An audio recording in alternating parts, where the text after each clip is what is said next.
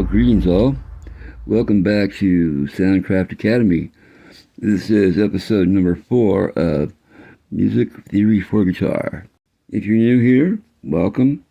My name's Cameron, and I'm here in the Galactic Library Music Room with my feline overlords as usual. I'm glad you're all here today. I know I'm glad to be. Last time we reviewed half steps and whole steps and derived the major scale formula. Whole step, half, whole, half, or tone, semitone, tone, semistone, if that's how you roll. This is a foundational piece of information for us to have in our bag of tricks.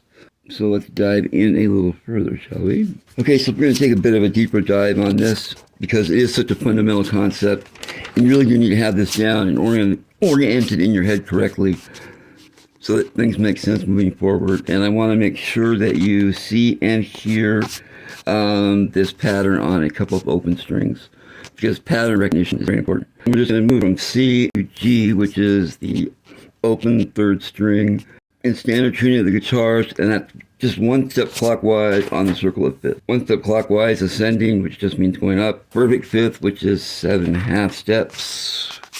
Or 7 frets. And we'll just keep it that simple for now, and we are going to carry on.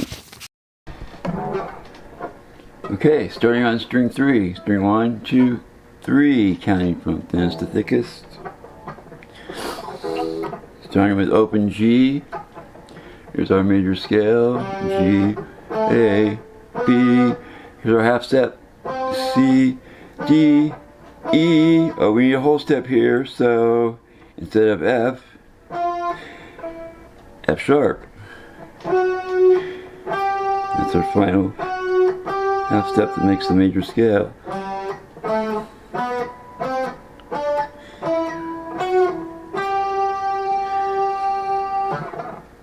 And we can do the same thing starting on open D string. String 4. 1, 2, 3, 4. D, E. Oh, but almost immediately, here's F, but we need a whole step. So D, E, F sharp. Okay, so I told you we were going to use F sharp again. F sharp, G, A, B. Now C sharp, D. Of course, in the real world, you can't play it like that. But you can play it across 2 octaves starting on this G with this very fundamental shape. The first octave. Oh, my bad. Then your second octave.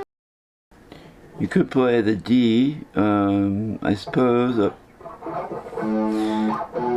here. And it would be the same exact shape, the 6-string shape. You could start here though too, and use that same shape starting on the 5th string for the D major. And it works out a little differently because of where the guitar breaks. That's the first octave.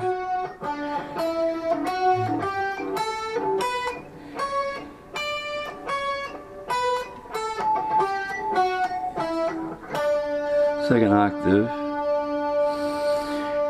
So that's in reality, we're going to play it across the guitar, but it's the same intervals, right? Right, okay. Talk to you soon.